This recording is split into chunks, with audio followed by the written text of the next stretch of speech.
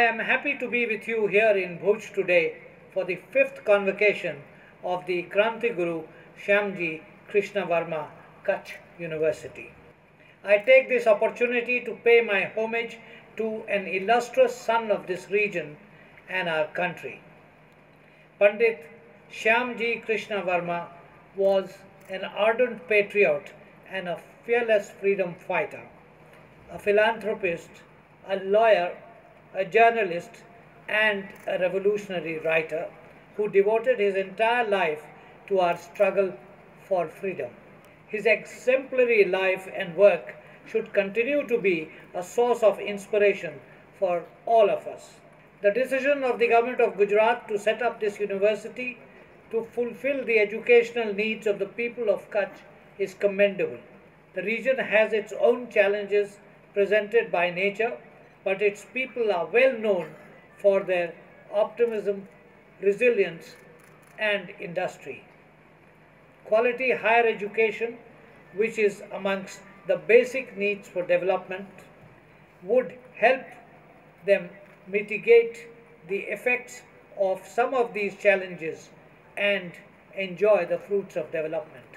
The university, in over a decade of its existence, is on the path of establishing itself as a premier education of higher learning. It is becoming known for providing quality instruction in science, engineering, humanities, social sciences, commerce, and law. The credit goes to the collective effort of the students, faculty, staff, and alumni of this institution. I extend my heartiest congratulations to the students graduating today. They owe their success to their own hard work and dedication. In this hour of success, however, they must not forget the vital role played by their parents and teachers who have helped them in achieving their objectives. The students should remember that the pursuit of knowledge does not end with the acquisition of a university degree. Their journey in life now begins. Whether they enter the job market or go on to pursue further studies, they must remember what the philosopher J. Krishnamurti said, and I quote him: "It is not that you read a book, pass on one examination, and finish with education. The whole of life, from the moment you are born to the moment you die, is a process of learning." End of quote. So keep learning and pursue excellence. Strive to become better human beings for your own sake and for the society you live in. Friends, Kachchh was historically a backward region of Gujarat. The destructive earthquake of 2001 worsened the situation. Since then, due to the intense efforts of the Gujarat government, the economy has taken a jump start. Kachchh today is a growing economic and industrial hub in one of India's fastest growing states.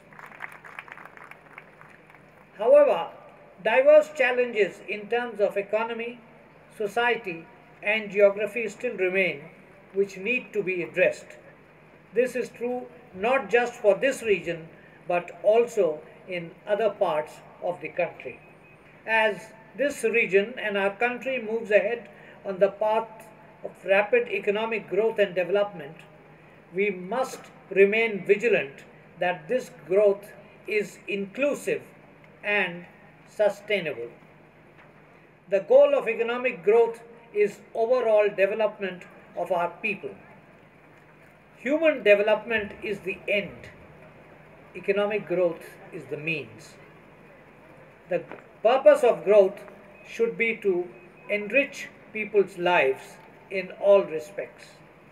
But far too often, it does not. The recent decades show all too clearly that there is no automatic link between growth and equity, including human development. it is also true that both are interconnected.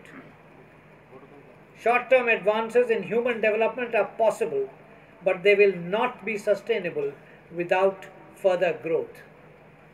Conversely, economic growth is not sustainable without human development.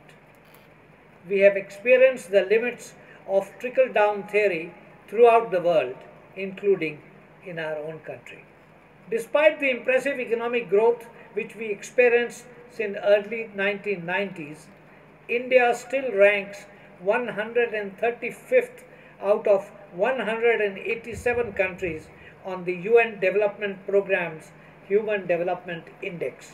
We have the dubious distinction of being home to world's largest poor population. We are also number one in global ranking in adult illiteracy with 287 million adult illiterates. It is evident that broad-based and significant improvement are also required in health outcomes, universal access to education for children to school, increased access to higher education, and improved standards of education at all levels, including skill development. Growth has to reflect in better opportunities in both wage employment and livelihood, and in improvement in provision of basic amenities like water, electricity, road, sanitation, and housing. The SC, ST, and OBC population, women, children, minorities, and other excluded groups require special attention for their mainstreaming in national life. Variations in development also exist between different states of the Union and between regions and individual districts within a state. To achieve inclusiveness or equity in all these dimensions requires multiple interventions by the central and state governments, private sector, NGOs, civil society, and each one of us. Its success will depend not only on new policies and government programs, but on a collective and conscious effort of all sections of society. There need be no conflict between growth and equity. The positive correlation between economic growth and income equality has been witnessed in Japan and East Asia, who pioneered this form of equitable development in the second half of the last century. China, Malaysia, and Mauritius have followed a similar route in recent times. From these experiences, we learn that well-developed human capabilities and well-distributed opportunities can ensure that growth is not lopsided and that its benefits are equitably shared.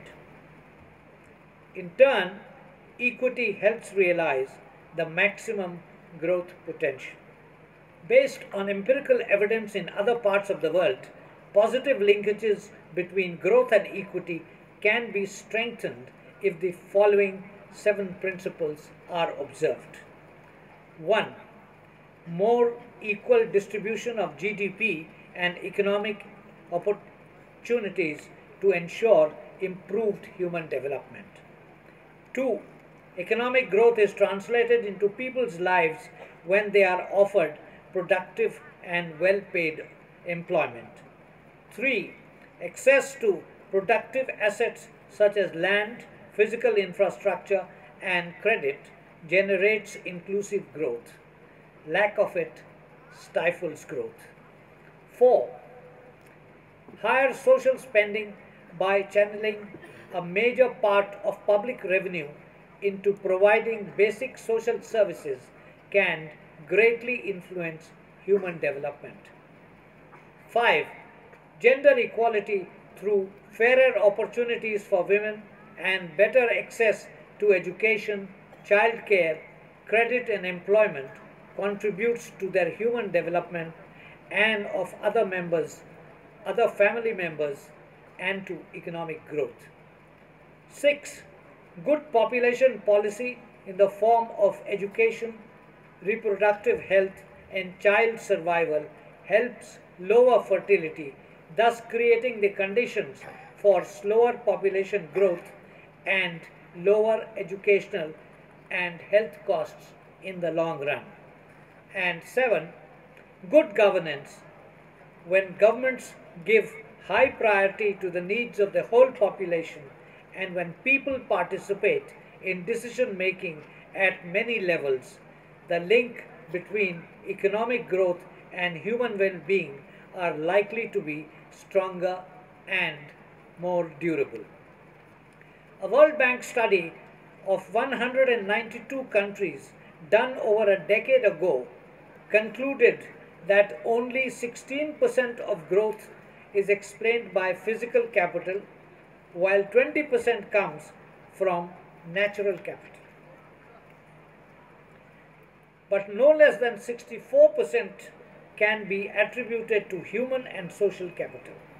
Therefore, a strategy for economic growth that emphasizes people and their productive potential is the only way to achieve faster, more inclusive, and sustainable economic growth. Ladies and gentlemen, a university builds its reputation on good and innovative courses, quality teaching and research, and a faculty that motivates. Its students need to understand the problems of society in its immediate environment and help in resolving them through their knowledge and expertise. The Shyamji Krishna Varma Kachchh University, I understand, is doing so by grooming able, efficient, and competent students for serving the region, the state, and the country. Before I conclude, I would like the graduating students to remember at all times that, firstly, the aim of education should not be limited to individual economic pursuits, merely earning a livelihood. Knowledge acquired and skills learnt must also be used for social, economic, and political transformation of society. A well-educated population equipped with the relevant knowledge and appropriate skills is essential for economic and social development in this age. Secondly, as you move ahead in life, remember there are millions of your compatriots who are less fortunate than you are in terms of opportunities and prospects. They still remain on the fringes of society due to social and economic barriers. And thirdly, Gandhiji had said that the simplest act of kindness are by far more powerful than 1,000 heads bowing in prayer. So, each one of you must make your own contribution towards building a just, prosperous, and progressive society where no person or region in our great country is left behind. I once again congratulate all the recipients of various degrees and honors. This is for them a day of joy and satisfaction. We share their happiness and rejoice in their success. I wish them all the best in their careers and happiness in their lives.